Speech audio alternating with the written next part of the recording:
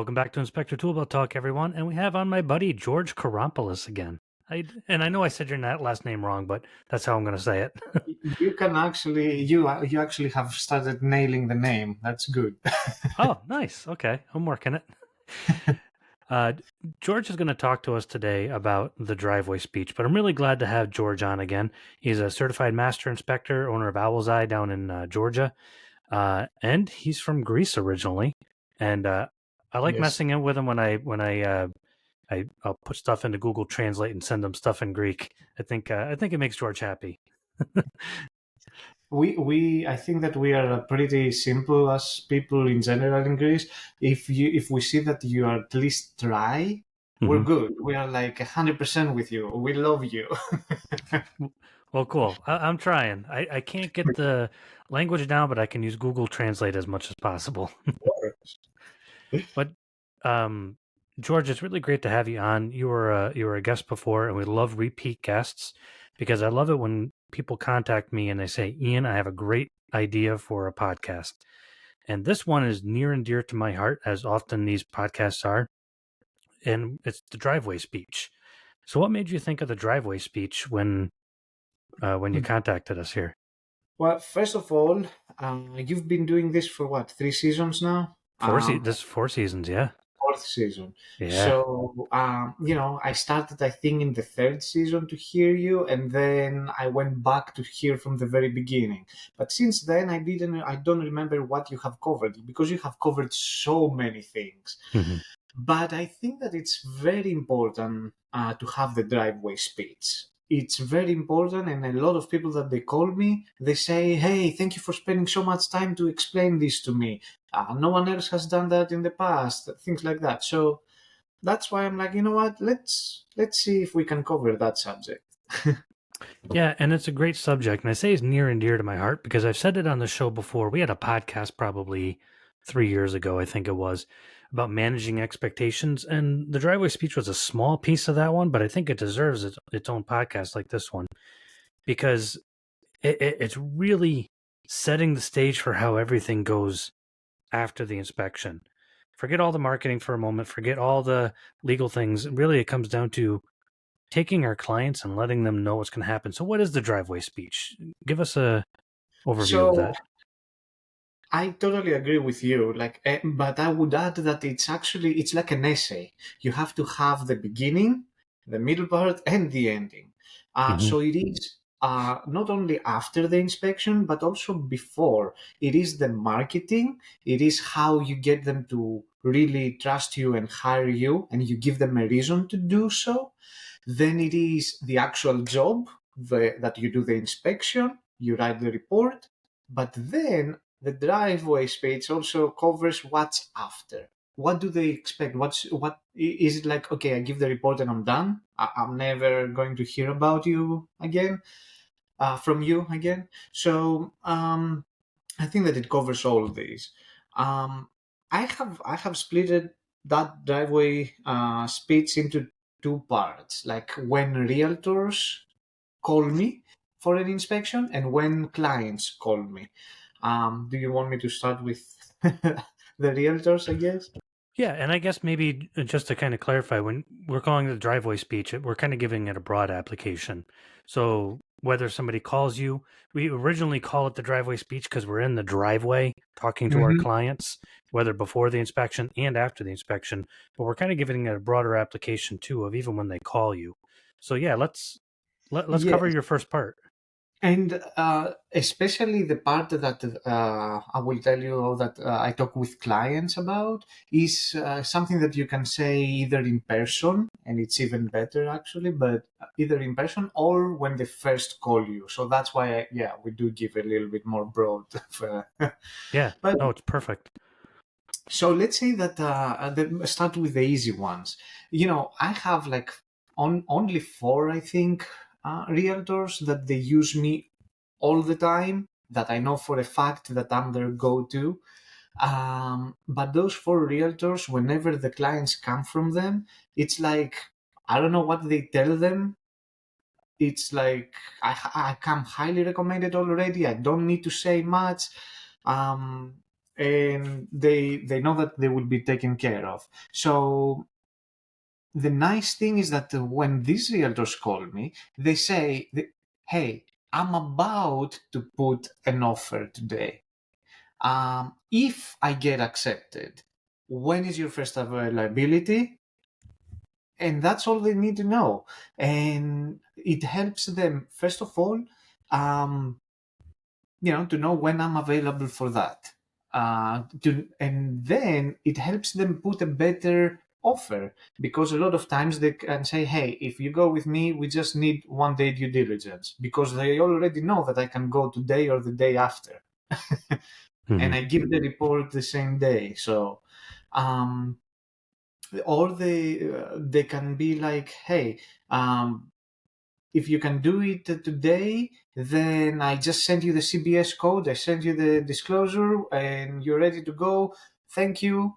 That's it. You don't even need to call the client," kind of thing. So that's the easy part. Hmm. So basically, you're saying you kind of give them a skinned down version of your speech when you already know that you've sealed the deal. And I think that's smart because I know for me, I tend to oversell. And when I already have the person, like I'm ready to schedule, sometimes I'll still be selling them. That's Mhm. like overcooking meat. It's just going to make it tough, you know? So that's good. Okay. So know where our clients are coming from. And I think that also speaks to the fact that we need to know where people are coming from. I had somebody contact me. They're like, "Ian, I haven't had anybody be on my hire me from my website in 3 months." So I'm like, "That's weird." And then I look at his traffic, and then I look at his click throughs, and then I'm like, you've had a lot of people.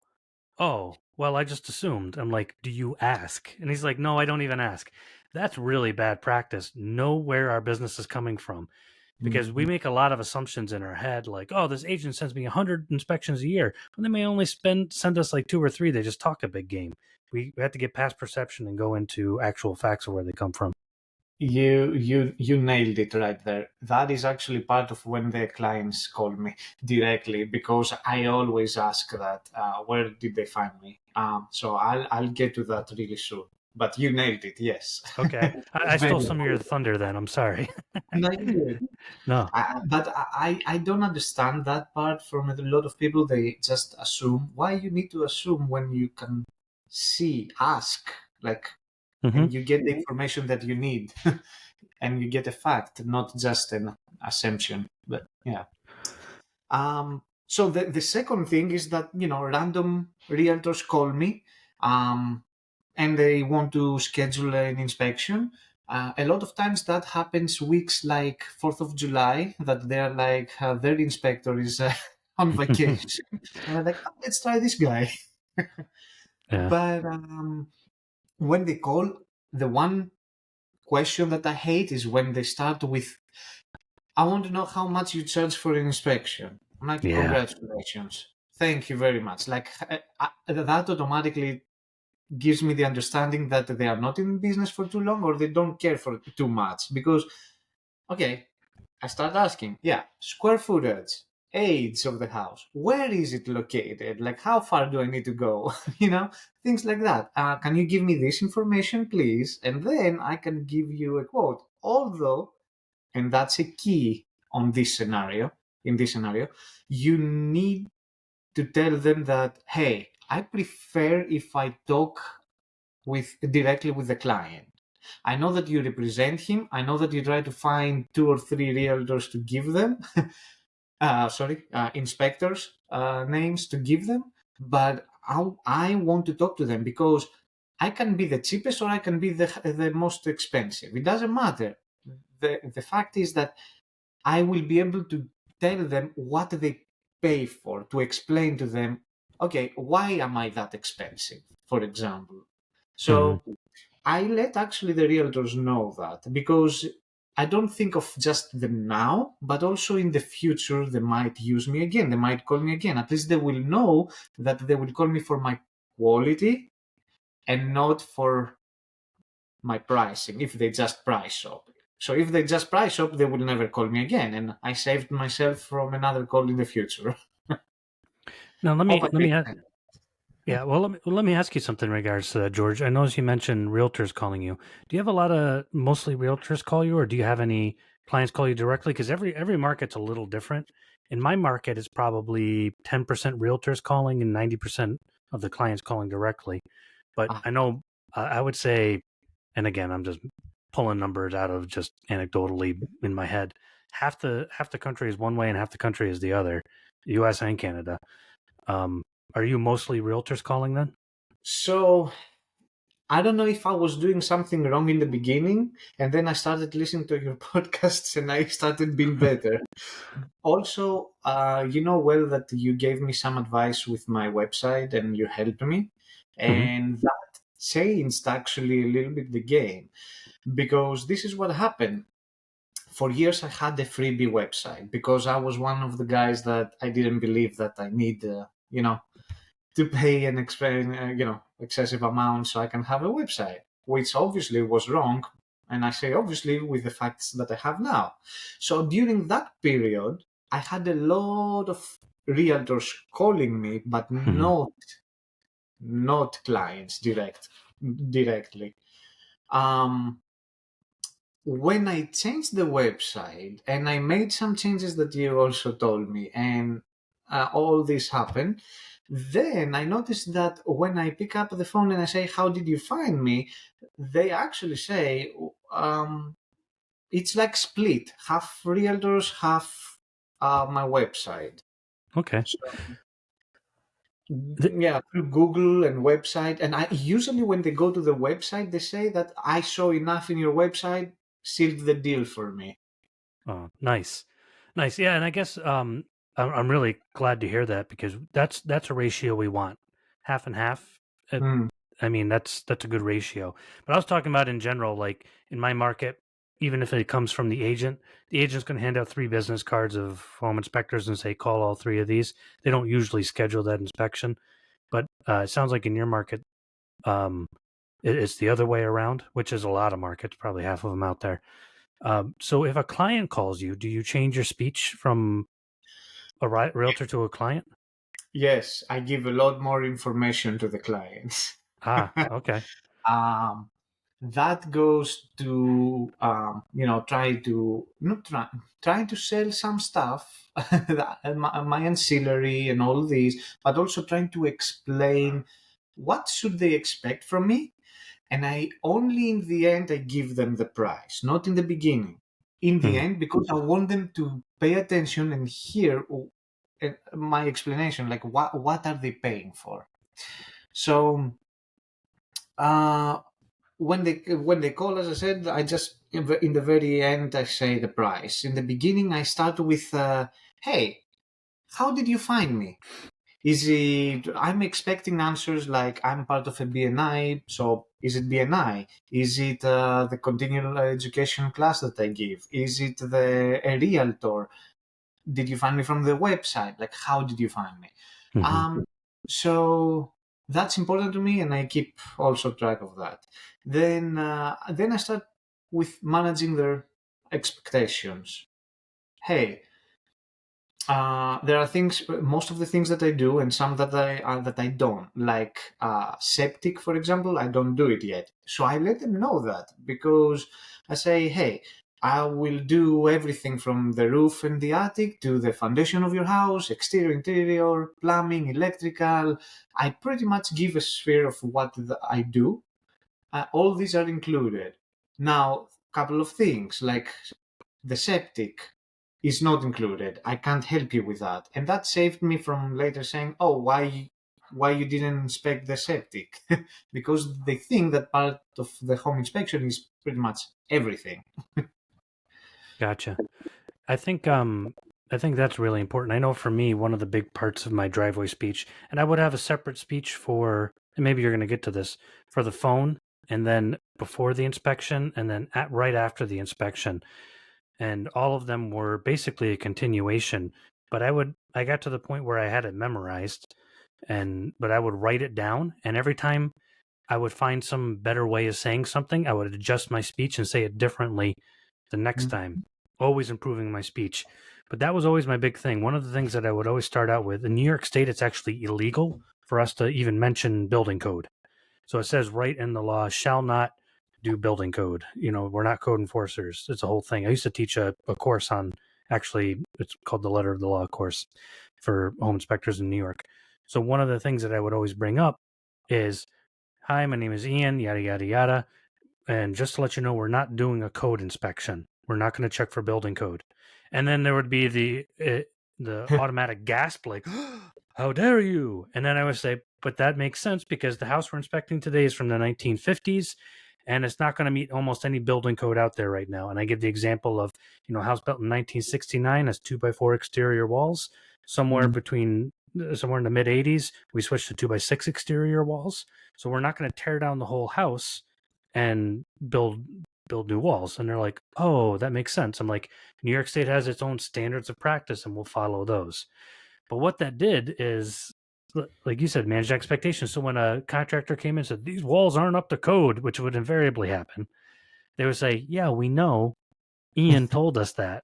It wasn't buried. It was buried in my report still. I say buried. It was in my report, in our agreements, in New York State law. But what they heard was more Mm. important. They didn't have to Exactly. call me and say, Ian, you didn't inspect for code. And then I have to retroactively explain it. Well, I think that at least 90%, if not 100% of all of us know that they don't read our agreements. No. Just sign them.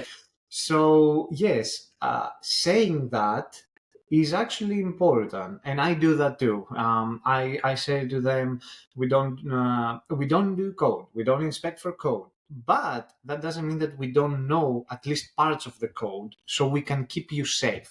And that's Mhm. where we focus, to keep you safe, to make sure that you are safe in the new house. The new house is safe for you to live in, and also to keep your pocket safe too. But yeah. Yeah, which matters. Okay. Are there any other particular fine points that you like to include in your speech that you found to be important? Very. So I ask for the square footage, the age of the house, and the address. When they give me the address, I Google it. I see in any of the websites out there, how it looks like, what it is, and that is something that I think a lot of people will find beneficial that they hear us today. You will be amazed. I see the picture, even if it is just one picture that they have on the front, like from the front of the house, and I say to the clients, "All right, look, I am not there, so don't take it like it's 100% correct what I'm saying, but to give you an understanding, I will go there, and I see that if from the picture online, I see that the roof has a weird shape, or there is a crawl space." And then I give them the expectations about that. So I will say, hey, there is a dead valley there. Usually these are prone to leak with time. The house is older, so I will make sure that I will pay attention to that part of the roof. Mhm. Or, oh, I see the house has a crawl space. You know what? 90% of the crawl spaces here have what you will call mold.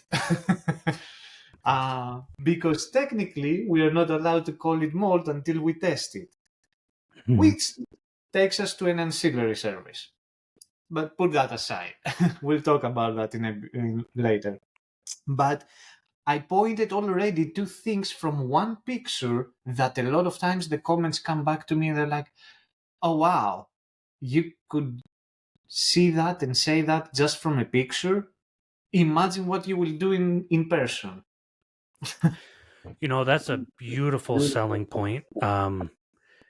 Whether it's on the phone or even just before the inspection, I've always said, there's an inspector buddy of mine, I've always said, I can do half the inspection from the Google Photos, or from, or even just from the driveway. Very Mhm. rarely will I go in and be like, well, this was a complete surprise. I mean, there's always going to be something like that. But, if this area is prone for termites and there's a sag in the roof over on the side where there's sandy soil, it's like, okay, I'm just putting two and two together here. That goes a long ways to impressing your client. Now, anything you say after that is gold, especially when you're right. We're like, hey, there's a sag in your roof, and I noticed there's a finished attic in your listing photos. What they probably took out the rafter ties and raised the collar ties. So and then you get up there and you're like, crud, you were right. And anything you say after that, no one's they're like, you can't argue with Ian or George. But Exactly. it takes an extra minute or two, though, doesn't it, George? It does, yes. It's like you have seen my notes.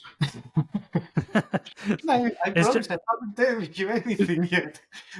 no, it's a good logical stuff. When it makes sense, you don't. It just makes sense.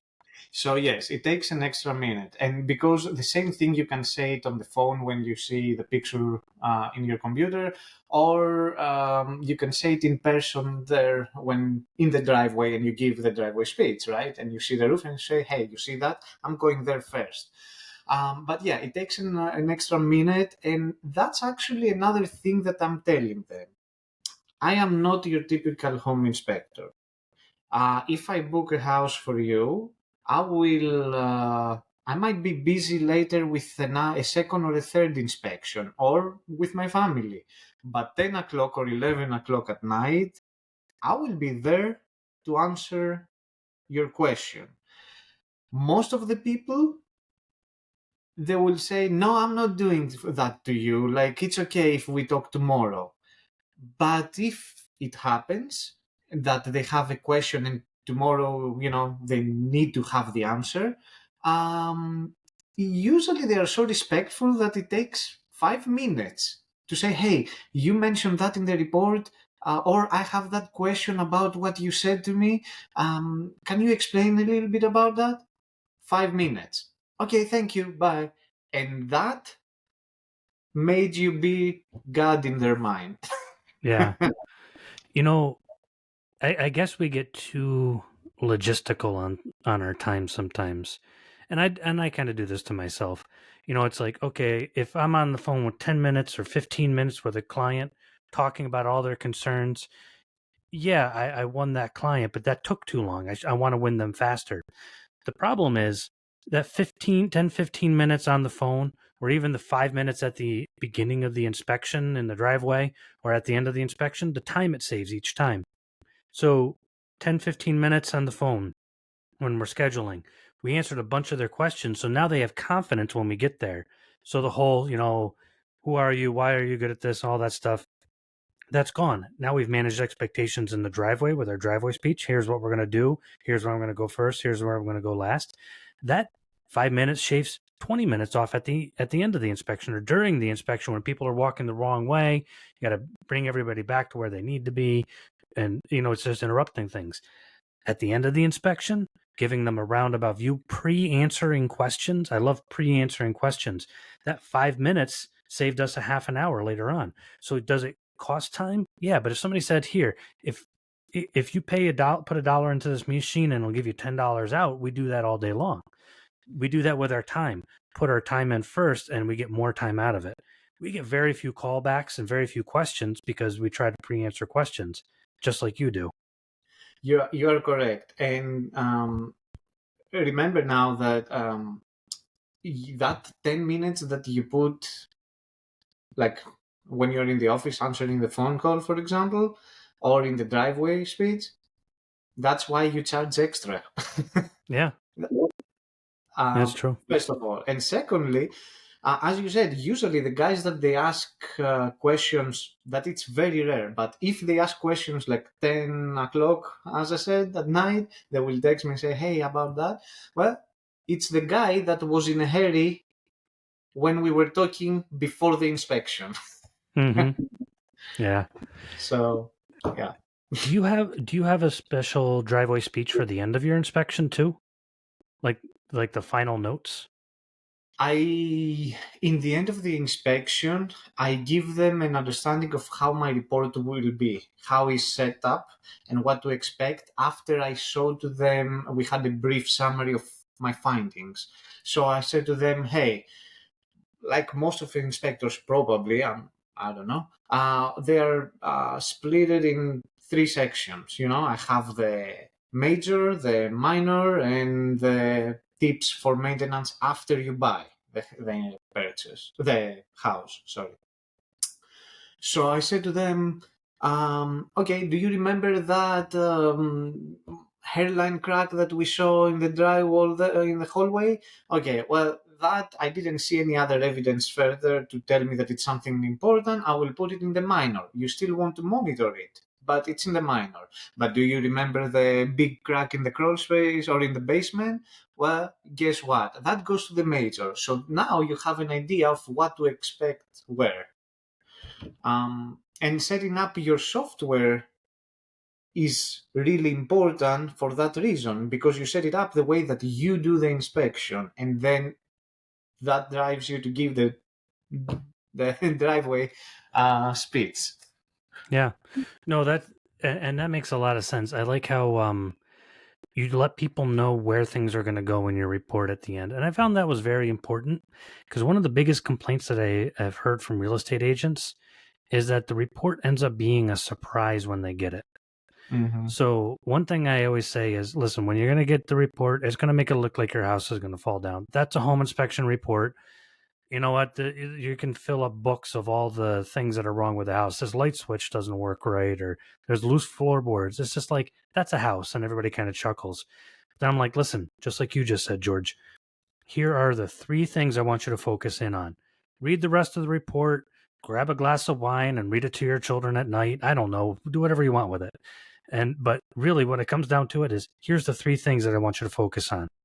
That service wire at stripped conductors, there's a foundation issue. Focus on those. New agents would oftentimes thank me before they left or in a text message or something. They're like, thank you, because we don't want a report being a surprise. And we have to know where we're going to put things, because sometimes inspectors will be like, oh, yeah, that's a minor issue. But then later on, you get the report and it says, oh, yeah, big major issue. It's like, which was it, dude? Like, well, I wanted to cover myself. It's like, okay, well, just let everybody know ahead of time. I don't want to go to the doctor and say, yeah, everything looks good.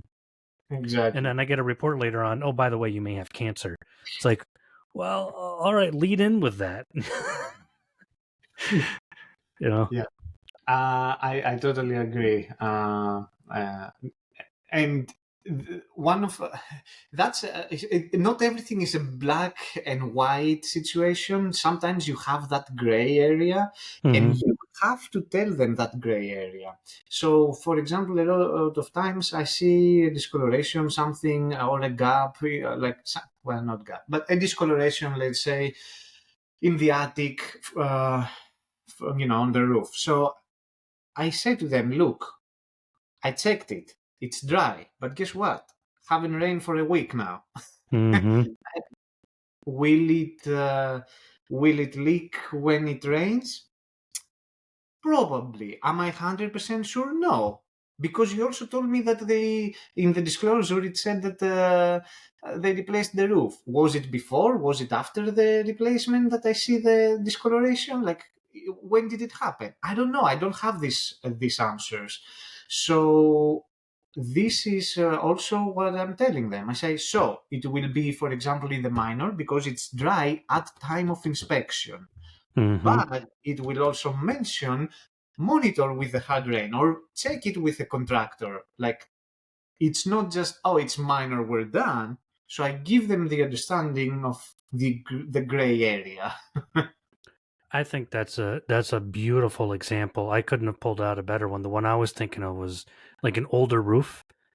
It's like, oh, all Mhm. right, you have an 18-year-old, 20-year-old roof, depending on which part of the country you're in. It's not leaking, or maybe it's a 30-year shingle and it's 27 years old. It's like, it's not leaking.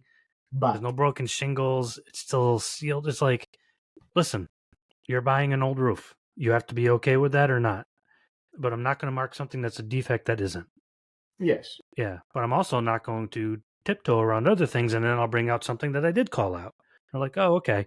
But man, that saves so many angry phone calls later on. How much time does it take going through a lawsuit or getting demand letters? It's just like, couldn't you taking 5 minutes to save yourself months of headache? You know? right. To me, that's why I prefer to spend 10 minutes before, 10 minutes after, and just save all this time later. And as I said, Yeah. when you make yourself available to them even late at night, because it used to be that you have 2 weeks due diligence. You don't do that anymore. So Hmm. when it's so short nowadays, but they know that if they need you, they can find you. Most of the times, 90% of the times, they won't need you. They will not find you. Sorry, they will not need you. But if they need you, they will find you. Hmm. Yeah, I get what you're saying. I also find that the driveway speech when people first get there on the inspection, that aspect of it, I find is good because it slows them down for a second.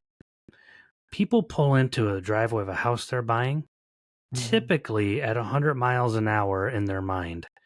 They're like, what about this? What about that? My dad told me to look for this. My uncle told me to look for that. Are And they all these brilliant? things are, yeah.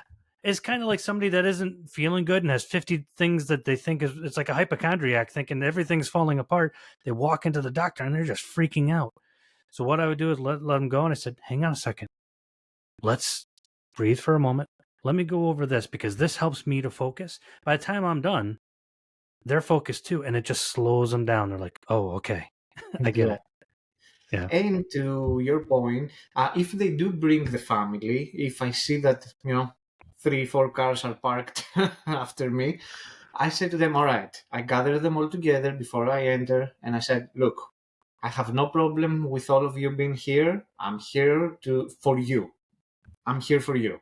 I do have a method. I have some things that I have to do in order. So I will answer your questions in the end when I have actually seen the majority, at least, of the property. One thing, do not turn on AC, do not turn on waters, do not flash, do not do anything that could actually damage the property unless you ask me. Since we're talking about that, um, here's a tip from me.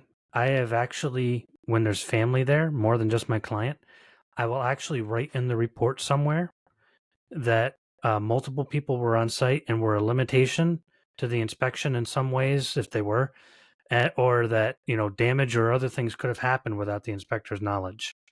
Because there's been many times. There was one where there's two that happened with sinks that just popped right into my head.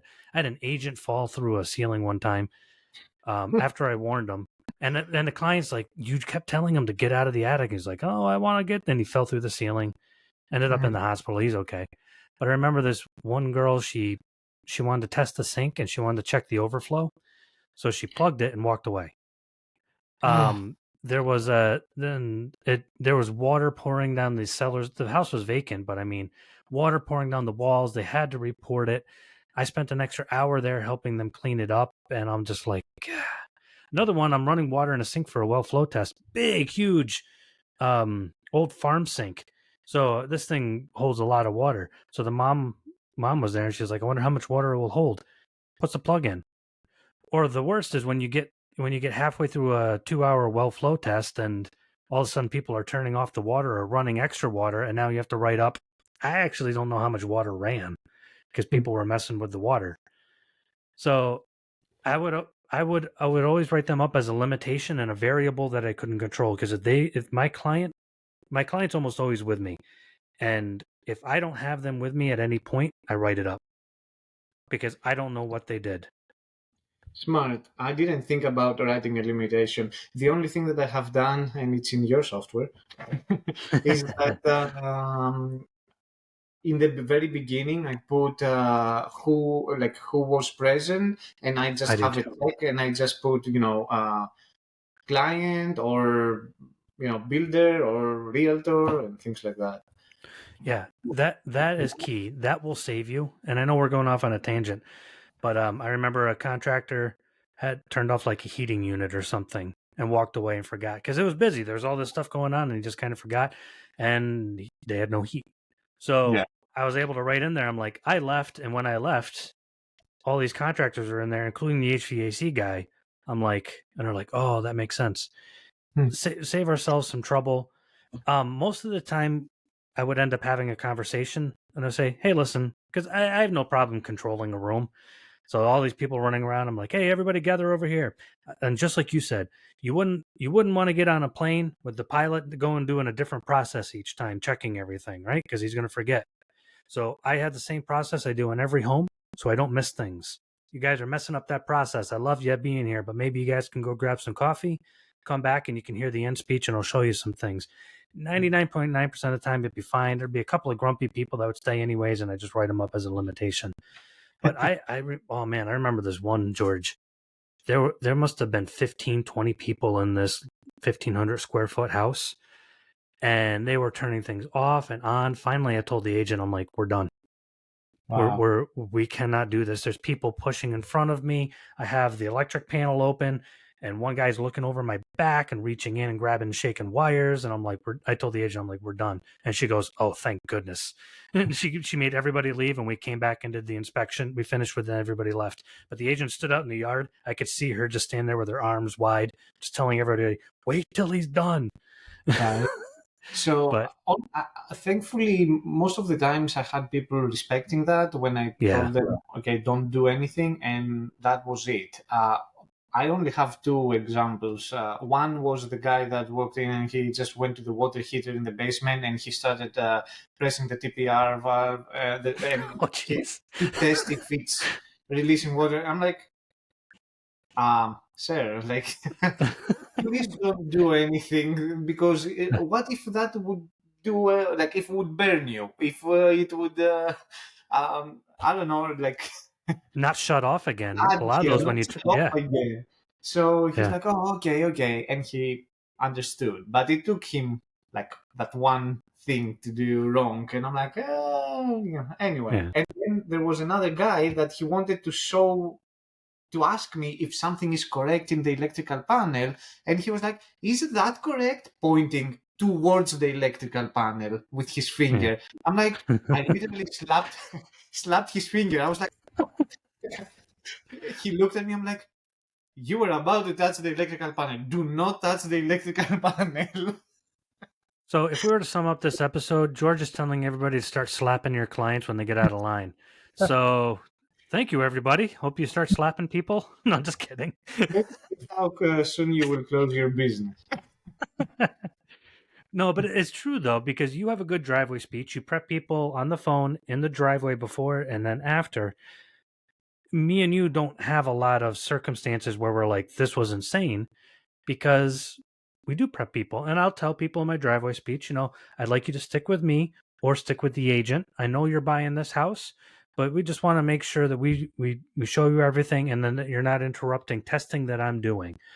99% of the time, George, just like you said, people are like, oh, that makes total sense. You know, only in our profession will clients oftentimes show up to the inspection, or agents. It's like, I don't go up to my mechanic while he's under the car and start poking at things and causing damage and hurting them. We have a really unique profession that way. So it takes some prep time to make sure people don't hurt themselves, us, or the house. Yes. Yeah. And sometimes, it's also as easy as like asking the client, "Hey, have you seen the property in person? Like, have you been there?" And they say, "Yes, with my realtor for the showing." I'm like, "Okay, well, anything that you saw that you didn't like, anything that you were like, I'm not sure about that, that you want me to spend more time on that," and they give you an understanding of what their concerns are, and then okay, let me explain better this and that, or let me spend more time there because they worry about that. So that helps there too. And the disclosure, if you get it Yeah. from the realtor, because you can see what was done, what kind of work was done to the house, and maybe you can say, hey, let me spend more time on that too. Yeah. I do think the point you just made about being a bit interactive with our clients, what concerns you, what did you notice? That's pretty important because we learn other things too. I remember one of my competitors taught me this. He said, know where your clients are coming from, because they could, like, I've had clients that are electricians, welders, they can do all sorts of stuff. So I'm standing there focusing on basic electrical speech for 20 minutes, Meanwhile, the guy's a master electrician. But if I don't take the time to find that out, I can actually learn something from that client. But like, hey, I'm a home inspector. I'm not a master electrician. What do you think of this double tap on the square D breaker? Oh yeah, well, and then they'll start explaining things. I can learn something, shows respect to them. But we don't need to call out a billion different things and be overly descriptive when the guy already knows. Now we can be more descriptive on things in the HVAC unit or up in the attic, things that he might not know as much about. But knowing where our client's coming from, or we might find out, we might be like, oh man, this is your forever home and this and this and this. And they may be house flippers. Like, there's a Exactly. big difference of how we speak to and convey information. It's the same information for every client. I'm not saying different information, same information, but different in how we convey it, knowing where our client's coming from. And we only find that out by taking the time, like you said. Yes. Yeah. And I agree. I agree. And as you asked me earlier if I also do something afterwards, and I told you I set up how I tell them how the report is set and what to expect. But the other thing that they ask is, well, first of all, they keep asking. I think 90% of the clients they ask, well, would you buy the house? Uh, Yeah. or they say, okay, well, that deck that you didn't see the support, very well. Like, what's the solution? Is it going to be expensive, or like, what's the process on that?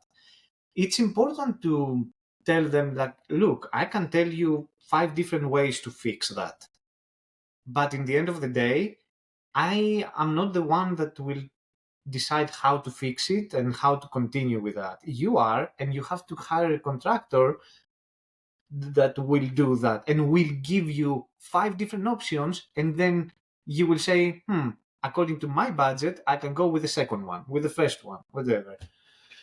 Now, if I would buy the house or not, that's a very hard question still, to me, because I have to hide my logo, hide myself, and be like, you ask outside home inspections or you ask George. Yeah. um, so yeah. My favorite way to answer that is, would you buy this house? Is no, I already have one. Ah, And then I use I'd use the illustration of like, that's like asking a mechanic if he would buy this old jalopy. Yeah, because he can fix everything. He has all the tools, equipment, and experience. I'm like, the question is, would you buy it? I'm like, yeah, everything's fixable, and then I always end on that. Everything's fixable. It's just a matter of the budget. what's the other illustration I'd use? It's like finding a marriage mate. You don't look for somebody perfect because you'll never find anybody. You look for someone whose flaws you can tolerate. And everybody would kind of chuckle a little bit, and I'm like, my wife I has might a lot of tolerance. Yeah, my wife can tolerate a lot. But George, this has been a fantastic. Yeah, you can steal that one. But this has been a fantastic discussion because I told you before the show, a lot of inspectors don't have a driveway speech. They some will say, "Oh yeah, I say a few words beforehand or whatever." But a lot of the inspectors that I talk to when I'm going through basic stuff like this, they'll say, "Well, I don't really." I'm like, "Write it down.